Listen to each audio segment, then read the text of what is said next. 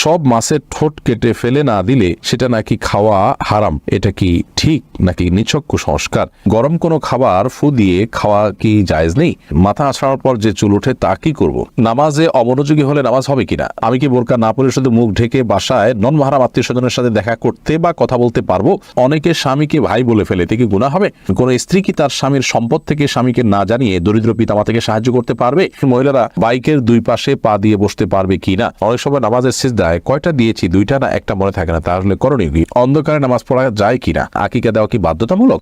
রিফাত হাসান লিখেছেন, অন্ধকারে নামাজ পড়া যায় কিনা? অন্ধকারে নামাজ পড়া যায়, কিন্তু স্বাভাবিক অবস্থাতে যেখানে রুকু সিজদার জায়গা দেখা যায় না, এরকম জায়গা নামাজ পড়াটাকে অনেক উলামা ইকরাম মাকরুহ বলেছেন। আপনি যদি আলো আধারের মধ্যে পড়েন আপনার মনোযোগ সৃষ্টি করার জন্য এবং রুকু সিজদার জায়গাগুলো দেখা যায়, তাহলে সেক্ষেত্রে কোনো অসুবিধা নেই। তানজিলা সুলতান আপনি লিখেছেন, আকিকা দেওয়া কি বাধ্যতামূলক? আকিকার বিধান কি ওয়াজিব নাকি সুন্নাহ? এটা নিয়ে ইখতিলাফ আছে, তবে বিশুদ্ধ মত অনুযায়ী আকিকা দেওয়া সুন্নাহ, এটা ওয়াজিব নয়। সাধ্য থাকলে দিবেন, কেউ না দিলে এর জন্য গুনাহগার হবেন না। এরপর আপনি প্রশ্ন লিখেছেন, দাঁড়িয়ে কি মেসওয়াক করা যাবে? এক লোক বলেছিল দাঁড়িয়ে মেসওয়াক করা নাকি বিদআত, সঠিক আমলটি জানাবেন। না, এরকম কোনো কথা নাই যে দাঁড়িয়ে মেসওয়াক করাটা বিদআত। মেসওয়াক আমলটা দাঁড়িয়ে বসে যে সব অবস্থায় করা যাবে, দাঁড়িয়ে মেসওয়াক করাতে কোনো অসুবিধা নেই। কেচ আলভি হেদায়েত শুভ আপনি লিখেছেন, কোন স্ত্রী কি তার স্বামীর সম্পদ থেকে স্বামীকে না জানিয়ে দরিদ্র পিতামাতাকে সাহায্য করতে পারবে? স্বামীর সম্পদ থেকে সরাসরি স্বামী মালিক হলে সেখান থেকে তিনি স্বামীকে না জানিয়ে করতে পারবেন না। হ্যাঁ, স্বামীর যদি মৌন সম্মতি থাকে, স্বামী জানলেও নিষেধ করবেন না। এরকম পরিস্থিতিতে তিনি স্বামীকে না জানিয়ে নিজের বাবা মার জন্য টাকা পয়সা নিতে পারেন, যদি জানেন যে এই পরিবার নিলে তিনি অসম্মত হবেন না। তবে যদি এমন হয় স্ত্রীর নিজের খরচের জন্য তিনি স্বামীর কাছ থেকে নিয়েছেন, হাত খরচের জন্য নিয়েছেন, চেয়ে নিয়েছেন, এরপরে সেটা বাবা মাকে দিয়েছেন, সেই সুযোগ তার আছে। খন্দকার ঋতু আপনি লিখেছেন, আমার স্বামীর বোনের স্বামীর সামনে যাওয়া যাবে কিনা? আপনার স্বামীর বোনের স্বামীর সামনে আপনি যেতে পারেন কিনা, যদি তার বয়স আমার বাবার বয়সীয় হয়।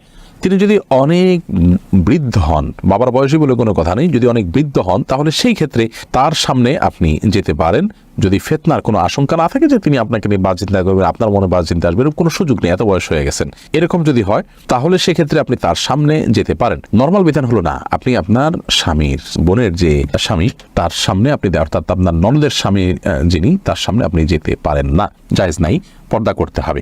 আবু তাহের লিখেছেন, যদি পিতা জীবিত অবস্থায় বেয়াদবির কারণে সন্তানকে জাহান্নামে যাবি বলে বদদুয়া দেন, পিতার মৃত্যুর পর সন্তান যদি নিজের ভুলের জন্য অনুতপ্ত হয়ে তওবা করে পিতার জন্য দোয়া ও সাদাকা করে, ভালো আমল করে, তবু কি সে জাহান্নামী হবে? আল্লাহ রাব্বুল আলামিন যদি চান যে কোনো মানুষকে মাফ করাতে পারেন। পিতার প্রতি তিনি ত্রুটি করেছেন, এটা বান্দার হক নষ্ট করেছেন, এবং বান্দার হকের মধ্যে সবচেয়ে বড় হক হলো বাবার হক নষ্ট করা, রাসূল আকরাম সাল্লাল্লাহু আলাইহি ওয়াসাল্লামের হকের পরে। তো সেইটি তিনি করেছেন।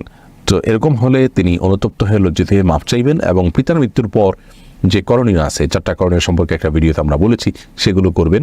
এর পাশাপাশি বিশেষভাবে পিতার জন্য আল্লাহর কাছে ক্ষমা চাইবেন এবং আল্লাহর কাছে চোখের পানি ফেলে মাফ চাইবেন, আল্লাহ আপনি আমার বাবাকে আমার প্রতি সন্তুষ্ট করে দিন, কিয়ামতের ময়দানে আপনি আমার বাবাকে আমাকে যারা মাফ করে দেন সে ব্যবস্থা বন্দোবস্ত করুন।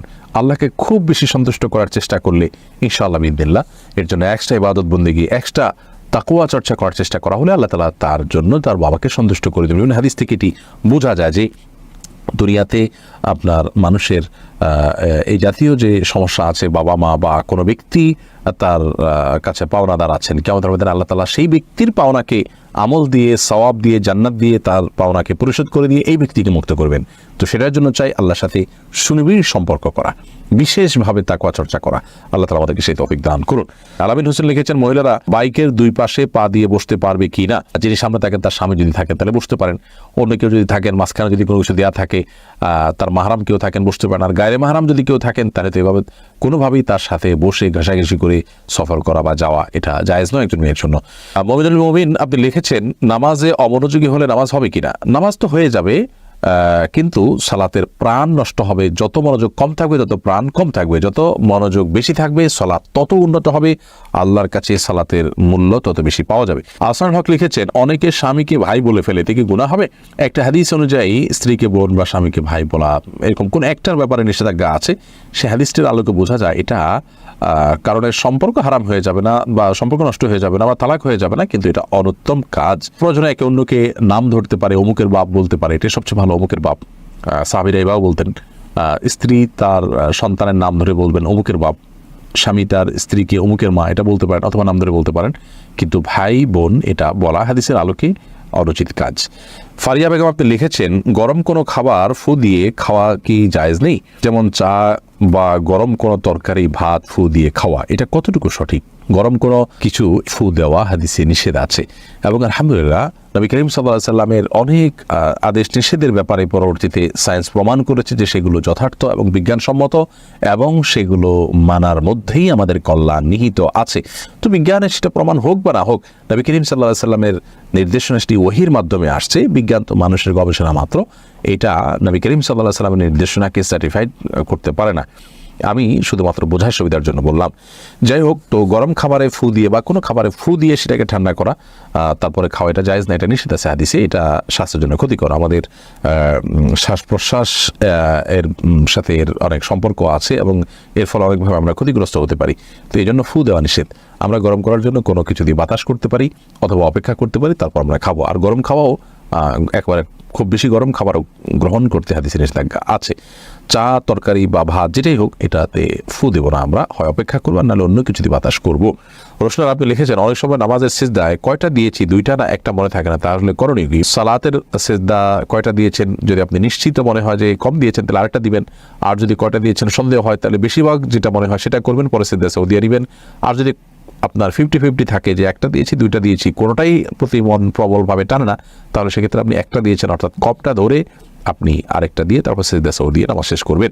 মাহমুদ আক্তার লিখেছেন, আমি কি বোরকা না পরে শুধু মুখ ঢেকে বাসায় নন মাহরাম আত্মীয় স্বজনের সাথে দেখা করতে বা কথা বলতে পারবো?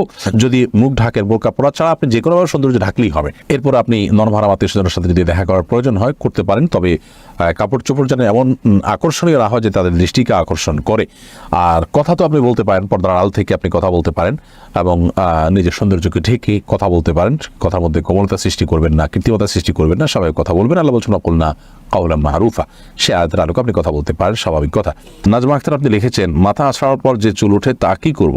মানুষের মাথা আঁচড়ানোর পর যে চুল ওঠে অথবা নখ কাটা পরে যে নখ থাকে, এগুলো কি সম্মানজনক কোনো জায়গায় রাখা উচিত? সেটা মাটির নিচে দাফন হতে পারে, কবরে দাফন হতে পারে, মাটির নিচে চাপা দেয় একটা রেখে মাটির পুরো চাক দিয়ে দিলেন, থাকতে থাকতে মাটির নিচে সেটা মাটির সাথে মিশে গেল, এটা উত্তম। আর অসম্মানজনক কোনো জায়গায় নাপাকের মধ্যে ফেলাটা অনুত্তম, মাকরুহ। যদি কেউ ফেলেন বড় কোনো গুনাহ হবে না, কিন্তু এরকম করাটা অনুচিত এবং ভালো কাজ না। উচিত হলো মানুষের শরীরের আল্লাহ তাআলা মানুষকে সম্মান দিয়েছেন, সেজন্য মানুষের শরীরের প্রত্যেকটা অংশ যাতে সম্মানিত থাকে, অসম্মানিত না হয় সেদিকটা খেয়াল করা। মারিয়া আপনি লিখেছেন, সব মাছের ঠোঁট কেটে ফেলে না দিলে সেটা নাকি খাওয়া হারাম, এটা কি ঠিক নাকি নিছক কুসংস্কার? না, এটা নিছক কুসংস্কার বোন। মাছের ঠোঁট খাওয়া হারাম নয়। কেউ চাইলে মাছের ঠোঁট খেতে পারেন। সব মাছের ঠোঁট কেটে ফেলতে হবে এরকম যদি হয়, তাহলে তো কাচকি মাছ খাওয়া যাবে না, কারণ ঠোঁট তো আপনি কাটার জন্য খুঁজেই পাবেন না। তো যাই হোক, এটা নিছক কুসংস্কার, এর কোনো ভিত্তি নেই শরীয়তে। মাছের ঠোঁট সহ মাছের পুরো শরীরে যে কোনো অংশই আপনি খেতে পারবেন, শরীর যখন গুঁড়ো মাছ হবে, ময়লা অংশটা নাপাক যেটা মল সেটা ফেলে দিবেন, আর বাকি পুরো মাছই আপনি খেতে পারবেন। আমি গর্ভবতী, আমার বমি হয়, মাথা ঘুরে, তাহলে আমার রোজার বিধান কি? সিয়ামরত মহিলার দিনের বেলা পিরিয়ড শুরু হলে দিনের বাকি অংশ না খেয়ে থাকতে হবে, খেলে কি গুনাহ হবে? ফরজ সালাত আদায় না করে রোজা রাখে, তার রোজা রাখার যৌক্তিকতা কতটুকু? রোজা থাকা অবস্থায় উজুর সময় গড়গড়া কুলিও নাকে পানি দেওয়া যাবে কিনা? রোজা অবস্থায় স্ত্রীর কতটুকু কাছাকাছি যাওয়া যাবে? রোজা রাখা অবস্থায় স্বপ্নদোষ হলে রোজা থাকবে কিনা? রোজা রেখে ঠোঁটে পেট্রোলিয়াম জেলি ব্যবহার করা যাবে কিনা? রোজা রেখে মেহেদি নখে আর মাথায় দেয়া যাবে কিনা? তারাবিতে আমরা যে দোয়া পড়ি এবং মুনাজাতে যে দোয়া করি, এটা সুন্নাহ সম্মত কিনা? রোজা থাকা অবস্থায় হাতের বা পায়ের নখ কাটা যাবে কিনা? অসুস্থতার কারণে তারাবি যদি 20 রাকাত না পড়তে পারে, তাহলে কত রাকাত পড়া উচিত?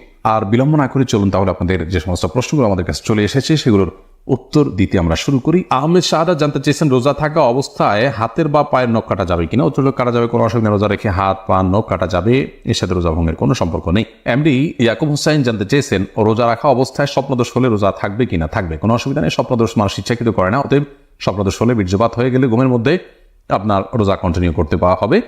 স্বপ্নদোষের কারণে বীর্যপাত হলে সে কারণে আপনি গোসল করবেন, গোসল ফরজ হবে আপনার, কিন্তু রোজা ভাঙবে না।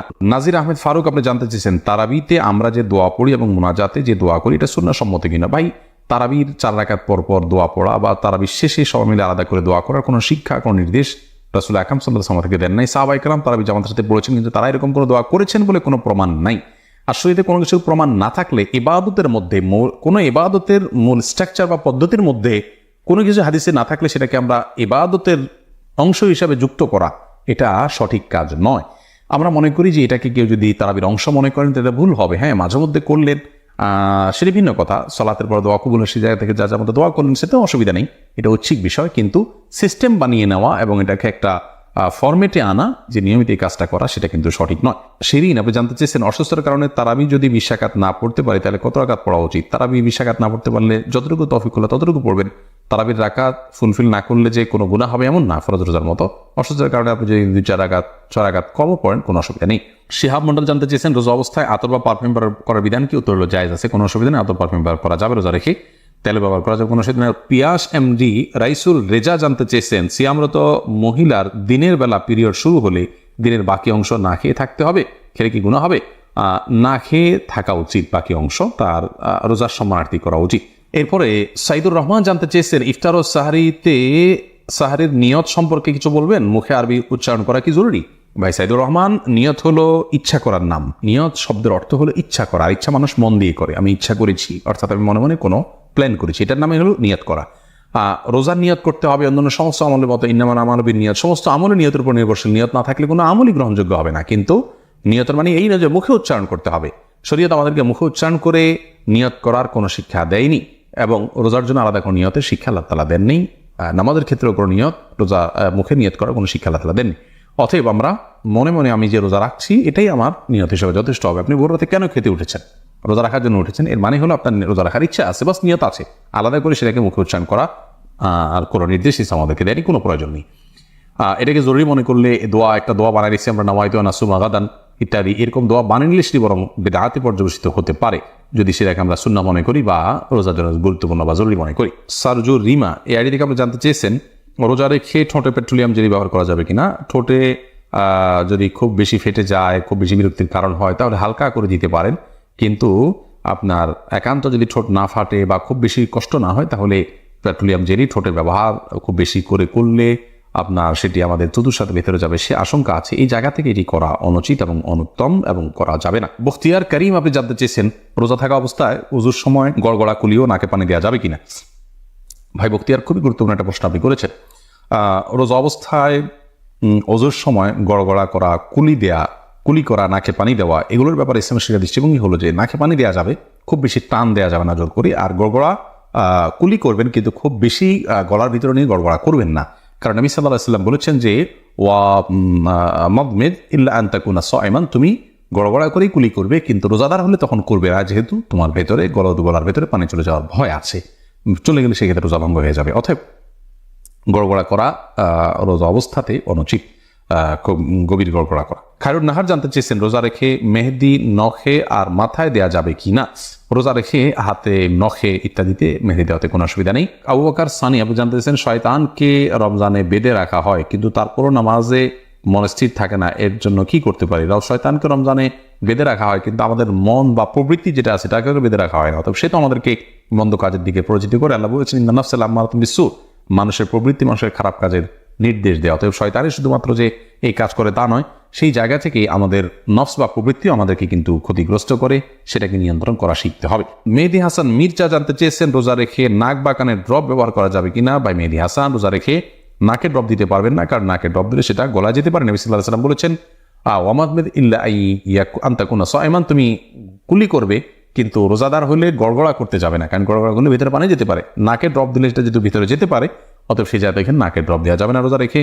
কিন্তু কানে ড্রপ দিতে পারেন, চোখে ড্রপ দিতে পারেন, যে চোখের সাথে আপনার আমাদের গলার সম্পর্ক নেই, কানে ড্রপ দিতে পারেন, সেটারও সরাসরি সম্পর্ক নেই। যদি আপনি গলায় স্বাদ অনুভব করেন ড্রপ দেওয়ার পরে কানে বা চোখে, তাহলে সেক্ষেত্রে আপনি সে রোজা আবার রেখে দিবেন, কিন্তু নাকে দিতে পারবেন না, যেহেতু নাকে দিলে সেটা ভেতরে যায়। এমনি হাসানুল করিম জানতেছেন রোজা অবস্থায় স্ত্রীর কতটুকু কাছাকাছি যাওয়া যাবে। রোজা অবস্থায় স্ত্রীর সাথে সম্পূর্ণ পাশাপাশি শোয়া যাবে, থাকা যাবে, এমনকি চুম্বনও করা যাবে, আলিঙ্গনও করা যাবে, কোনো অসুবিধা নেই। শুধুমাত্র স্ত্রীর সহবাস সেটি করা যাবে না। সহবাসটা যাতে না হয় সেই জিনিসটি খেয়াল করতে হবে। লজ্জাস্থানের মিলন সেটি সরাসরি হারাম, বীর্যপাত না হলেও শুধু সম্মিলনটাই হারাম। এছাড়া আলিঙ্গন চুম্বন হতে পারে। আমাদের আয়েশা রাদিয়াল্লাহু আনহা বলেছেন যে নবী সাল্লাল্লাহু আলাইহি ওয়াসাল্লাম রোজা রাখা অবস্থায় স্ত্রীদের আদর সোহাগ তিনি করতেন, এটি জায়েজ আছে। তবে কেউ যদি সেটি করতে গেলে নিজেকে নিয়ন্ত্রণ করতে পারবেন না এমন আশঙ্কা হয়, তাহলে তার জন্য এটি করা জায়েজ নাই। শাকুল খান জানতে চেয়েছেন কেউ যদি ফরজ সালাত আদায় না করে রোজা রাখে, তার রোজা রাখার যৌক্তিকতা কতটুকু। তিনি রোজা রাখছেন, একটা ফরজ আদায় করতেছেন, এজন্য আমরা অবশ্যই তাকে অ্যাপ্রিসিয়েট করবো যে তিনি অন্তত একটা ফরজ আদায় করতেছেন, কিন্তু রোজা নামাজ না পড়ে রোজা রাখা মানে হলো যে তিনি লুঙ্গি না পরে আপনার গেঞ্জি পরার জন্য অস্থির হয়ে উঠেছেন। ব্যাপারটা এরকম হয়ে যাবে, গেঞ্জি পরাও দরকার কিন্তু লুঙ্গি পরা তার চেয়ে বেশি দরকার। অতএব নামাজটাকে সবচেয়ে বেশি গুরুত্বের সাথে দিতে হবে, তারপর তিনি রোজার জন্য চেষ্টা করতে হবে। নামাজ না পড়ে রোজা রাখা এটা হলো নামাজের গুরুত্ব বা সালাতের গুরুত্ব না বোঝার কারণে। আল্লাহ তাআলা আমাদের ভাইকে বোঝার তৌফিক দান করুন। ফারুক এনডিএস এই আইডি থেকে আপনি ইউটিউব চ্যানেলে প্রশ্ন করেছেন, কোনো কারণে ফজরের নামাজ সকাল 10টায় পড়লে তেলাওয়াত আস্তে পড়বো নাকি জোরে পড়বো? ফজর যখন কাজা হয়ে গেছে, ফজর যেহেতু উচ্চস্বরে কেরাত ছিল, এটা যখন কাজা করবেন তখন আপনার স্বাধীনতা থাকবে। আপনি চাইলে উচ্চস্বরে পড়তে পারেন, কেরাত উচ্চস্বরে দিয়ে কাজা করতে পারেন, আর চাইলে নীরবে পড়তে পারেন। জান্নাতুল ফেরদৌস মৌ লিখেছেন, যে মেয়ের বাবা মেয়ের খোঁজ খবর নেয় না, ভাই নেই, মামা চাচারাও অভিভাবক হিসাবে দায়িত্ব পালন করে না, এই মেয়ের বিয়ের ক্ষেত্রে অভিভাবক কে হবে? দেখতে হবে যে তার আর কে আছে। যেমন দাদা যদি থাকেন তাহলে দাদা অভিভাবক হবেন, আপনার মামা চাচারা অভিভাবক হিসেবে দায়িত্ব পালন করেন না বলতে আপনি কি বোঝাতে চেয়েছেন? যদি এমন হয় যে না, তারা স্বীকারোক্তি দিতে চান না, ফোন ধরেন না, সময় দিতে রাজি না, কোনো ক্ষেত্রে দায়িত্ব নিতে রাজি না, তাহলে তো সে অভিভাবক থাকার না থাকার সমান। তাহলে পরবর্তী অভিভাবককে আছে এটা দেখতে হবে, দাদা আছেন কিনা, নানা আছেন কিনা দেখতে হবে। এরকম রক্ত সম্পর্কে কেউ যদি দূরবর্তীও থাকেন তাহলে তারা অভিভাবকত্ব করবেন। যদি সেরকমও কেউ না থাকে, বেঁচে নেয়, যারা বেঁচে আছে তারা অভিভাবকত্ব করতে চায় না বা তাদের কোনো আগ্রহ নাই এবং তারা বরং আপনার অনাগ্রহ দেখানোর কারণে কোনো প্রকার ইনভলভ হতে চান না, তাহলে সেক্ষেত্রে এরকম মেয়ের অভিভাবকত্ব করবেন স্থানীয় কোনো গণ্যমান্য ব্যক্তি, কোনো মসজিদের ইমাম, এরকম ব্যক্তি হয়ে তাকে বিবাহ দেওয়ার উদ্যোগ নেবেন। জান্নাতুল ফেরদৌস আপনি লিখেছেন, লাইভটি প্রায় 60 পর্ব থেকে দেখছি, এখন পর্যন্ত একটি বাদ পড়েনি, আলহামদুলিল্লাহ অনেক কিছু শিখতে পেরেছি। আল্লাহ আপনাকে নেক হায়াত দান করুন। ভাই বোন জান্নাতুল ফেরদৌস, আল্লাহ আপনাকেও নেক হায়াত দান করুন, আমরা দোয়া করি। আর আপনি অনেকগুলো পর্ব দেখছেন, প্রায় 150 শতাধিক পর্ব দেখছেন, এটি জেনে আমাদের খুব ভালো লাগলো। জাযাকুমুল্লাহ খাইর। আল্লাহ আমাদের সবাইকে হেদায়েতের উপর রাখুন। সালমান ফার্সি লিখেছেন, আসুন্নাহ ফাউন্ডেশনের সদস্য হব কিভাবে? আসুন্নাহ ফাউন্ডেশনের সদস্য হওয়ার জন্য আসুন্নাহ ফাউন্ডেশনের যে ওয়েবসাইট আছে, সেই ওয়েবসাইটে গিয়ে আপনি সদস্য হতে পারবেন। www.asunnahfoundation.org এটা লিখে আপনি যদি সার্চ করেন গুগলে, তাহলে সেক্ষেত্রে আমাদের ওয়েবসাইট চলে আসবে। সেখানে সদস্য হওয়ার নিয়ম একদম ফ্রন্ট পেজে আপনি দেখতে পাবেন, সেখানে ক্লিক করে সদস্য হতে পারেন। এছাড়া আমাদের এই পেজে যেখানে লাইভটি দেখতে পাচ্ছেন, আমাদের এই পেজে আমাদের ফাউন্ডেশনের যে পেজ আছে, ভেরিফাইড পেজ, আমাদের ইউটিউব চ্যানেল, সব জায়গায় আমাদের অফিসের নাম্বার আছে। এই নাম্বারে আপনি অফিস টাইমে ফোন করেও সদস্য হতে পারেন ইনশাআল্লাহ তাআলা। রোমানা আক্তার খান আপনি লিখেছেন, আমারও আমার পরিবারের জন্য দোয়া করবেন। অবশ্যই আল্লাহ তাআলা আপনাদের প্রতি রহম করুন, আমরাও দোয়া চাই। আমাদের সমাজে দর্শক শ্রোতা মণ্ডলী সবার জন্য দোয়া করে আল্লাহ তাআলা সবাইকে কল্যাণের পথে রাখুন, সুস্থ রাখুন, নিরাপদে রাখুন, ভালো রাখুন। আব্দুর রাজাক এইচটি এর দিকে আপনি লিখেছেন, ফরজ নামাজের আজানের পরে মাইকে বা হ্যান্ড মাইকে নামাজে আসার জন্য আবার ডাকাডাকি করা যাবে কিনা জানলে খুশি হতাম। না, পুরোনো ডাকাডাকি করা যাবে না, কারণ প্রথম যে আপনি আজান দিয়েছেন এটাই ডাক। এরপর আলাদা করে ডাকাডাকি করা মানে হলো যে প্রথম, অর্থাৎ বিশেষ করে মাইকে আপনি আজানের মতো করে ডাকলেন, সেটার মানে হলো আপনি একাধিক আজানে বিশ্বাসী, বা এটাও এক প্রকার আজান। আর যদি এমনিতেই ওরকম মাইকে ডাকাডাকি কিছু না, জাস্ট ব্যক্তিগতভাবে কাউকে স্মরণ করে দিলেন যে আজান হয়েছে বা ওয়াক্ত হয়েছে, তাহলে সেটা তো জায়েজ আছে, অসুবিধা নেই। এরপরে নাজিফা তাসনিম আপনি লিখেছেন, ঘুমানোর আগে যে দোয়া পড়ি মুখ না নাড়িয়ে মনে মনে পড়া যাবে কিনা? যে কোনো দোয়া বা তেলাওয়াত যেগুলো পাঠ করার নির্দেশ এসেছে সেগুলোতে মুখ নাড়তে হবে, জিহ্বা নড়তে হবে, মনে মনে পড়লে সেটি পড়া হয়েছে বলে বিবেচিত হবে না। রেজাউল করিম মাহমুদ লিখেছেন, ওয়াশরুমে কি মোবাইল নিয়ে যাওয়া যাবে? দেখুন, ওয়াশরুমে যত অল্প সময় নিজের কাজ সেরে চলে আসা যায় ততই ভালো, অতএব মোবাইল নিয়ে না যাওয়া উচিত। মোবাইলের সাথে আমাদের সম্পর্কটা এত গভীর হয়ে গেছে আজকাল যে আমরা মোবাইল ছাড়া ওয়াশরুমে যেতে পর্যন্ত পাই না।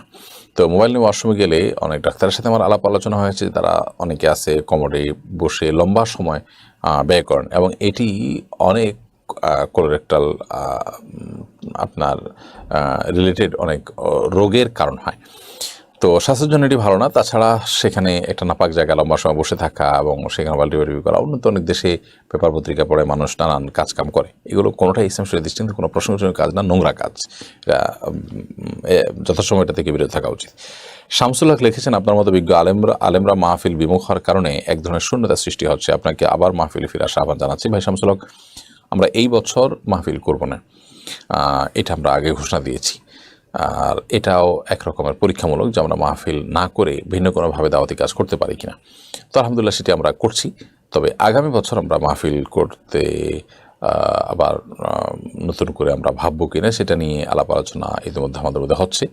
আমরা যদি পরামর্শ করি, ভালো মনে করি, ইনশাআল্লাহ বিদিনা পরামর্শের সিদ্ধান্ত হলে আমরা আগামী বছর খুবই সীমিত পরিসরে মাহফিল করতেও পারি, যদি আল্লাহ তাআলা তৌফিক দান করেন। ত্রিহান, আপনি আইডি থেকে জানতেছেন আমি গর্ভবতী, আমার বমি হয়, মাথা ঘুরে, তাহলে আমার রোজার বিধান কি? যদি বমি হয় এতে রোজা ভাঙবে না, ইচ্ছাকৃত বমি না করলে রোজা ভাঙবে না। হাদিসে আসেন নবী সাল্লাল্লাহু আলাইহি ওয়াসাল্লাম বলেছেন, যে ব্যক্তির বমি হয় তার রোজা ভাঙবে না, যে ইচ্ছাকৃত বমি করে হাত দিয়ে বা বের করে তার রোজা ভাঙবে। আর যদি বমি হওয়ার পর কিছু আপনি গিলে ফেলেন তার কারণে রোজা ভাঙবে, কিন্তু এমনি বমি হলে রোজা ভাঙবে না। মাথা ঘুরে বমি হয়, তারপর কষ্ট করে আপনার রোজা রাখা উচিত, এটা ফরজ রোজা, এখানে কার্পণ্য করা উচিত নয় এবং ত্রুটি করা উচিত নয়। আল্লাহ আমাদের তৌফিক দান করুন। এলমি একটা অনুষ্ঠান করা এবং হাদিস ভিত্তিক জ্ঞানের একটি অনুষ্ঠান, অতএব এটিকে অন্যদের দেখার সুবিধার্থে, অন্যদের জানার সুবিধার্থে শেয়ার করে দিন, ওয়াচ পার্টি করে দিন। এর মাধ্যমে আপনার ছোট্ট একটি ক্লিকের মাধ্যমে অনেক বেশি অফুরন্ত সওয়াবের আপনি অধিকারী হতে পারবেন। শয়তান আমাদেরকে এরকম সহজে অনেক বেশি অর্জন হতে পারে সে আমলগুলো থেকে ভুলিয়ে রাখে এবং এগুলোকে আমাদের কাছে গুরুত্বহীন করে রাখে। অতএব শয়তানকে আমরা কোনোভাবেই যেন সুযোগ না দিই। আল্লাহ তাআলা সেই তৌফিক দান করুন। আমরা দাওয়াত এবং দ্বীন প্রচারের অংশ হিসাবে এই পোস্টকে শেয়ার এবং ওয়াচ পার্টি করি। এরপরে শাহরিয়া জামাল, আপনি লিখেছেন, আমি কিভাবে আল্লাহর পথে ফিরে আসবো? আল্লাহর পথে ফিরে আসার জন্য আপনি সমস্ত পাপাচার গুনহার কাজ ছেড়ে দিয়ে আল্লাহ সমস্ত নির্দেশগুলোকে মেনে মেনে চলার চেষ্টা করুন, কোরআন হাদিস জেনে সে অনুযায়ী আমল করার চেষ্টা করুন, এটাই আল্লাহর পথে ফিরে আসা। আশরা হুমায়রা, আপনি লিখেছেন, কোনো বাচ্চা যদি ডায়পার পরা থাকে, আমি বুঝতে পারি তার পেশাব বা টয়লেট হয়েছে, আমার ওযু থাকা অবস্থায় সে যদি আমার কোলে থাকে তাহলে ওযু ভেঙে যাবে? না, ওযু ভাঙবে না, কারণ আপনার শরীরে কোনো নাপাক লাগছে না। এমনকি নাপাক যদি লাগেও, লিক হয়ে শরীরে লাগলো, কাপড়ে লাগলো, তাহলে সেক্ষেত্রে আপনার ওযু ভাঙবে না। তবে যে জায়গায় লেগেছে ওই জায়গাটা ধুয়ে ফেলতে হবে। আর যদি না লাগে, ডায়পারের ভিতরে থাকে, তাহলে সেক্ষেত্রে ওযুও ভাঙবে না, কাপড় জোড় নাপাক হবে না। কারণ ওযু তো আপনার শরীর থেকে নাপাক বের হলে ভাঙবে, বাচ্চার শরীর থেকে নাপাক বের হলে আপনার ওযু ভাঙবে না। আর নাপাক যদি আপনার শরীরে না লাগে, তাহলে সেক্ষেত্রে শরীর বা কাপড় নাপাক হওয়ার প্রশ্ন নেই। রাফিন আহমেদ লিখেছেন, আজানের সময় কি বাথরুম করা যাবে? আজান চলছে এই সময়টাতে আপনি ওয়াশরুমে যেতে পারেন, কোনো অসুবিধা নেই। এরকম করে নিষেধাজ্ঞা নেই যে আজান চলছে ওই টাইমে আপনি ওয়াশরুম টয়লেটে যেতে পারবেন না। অম্মি হাবিবা সোনিয়া, আপনি লিখেছেন, আমার প্রেগনেন্সির 11 সপ্তাহ পর অ্যাবর্শন করা হয়, এই অবস্থায় কি আমার নামাজ পড়তে হবে? 11 সপ্তাহ পর যদি আপনার অসুস্থতার কারণে বাচ্চা অ্যাবর্শন করতে হয়, ডিএনসি করতে হয়, তাহলে সেক্ষেত্রে ব্লিডিং হলে আপনি নেফাসের মতো সন্তান প্রসব পরবর্তী যে ব্লিডিং সেটার মতো করে সর্বোচ্চ 40 দিন পর্যন্ত আপনি নামাজ পড়বেন না। আর যদি এরপরে ব্লিডিং হয় তাহলে তখন নামাজ পড়বেন। আর যদি 40-এর নিচে থেমে যায় ব্লিডিং, তাহলে যে কদিন ব্লিডিং হয় নামাজ পড়বেন না, বাকি দিনগুলোতে আপনি নামাজ পড়বেন।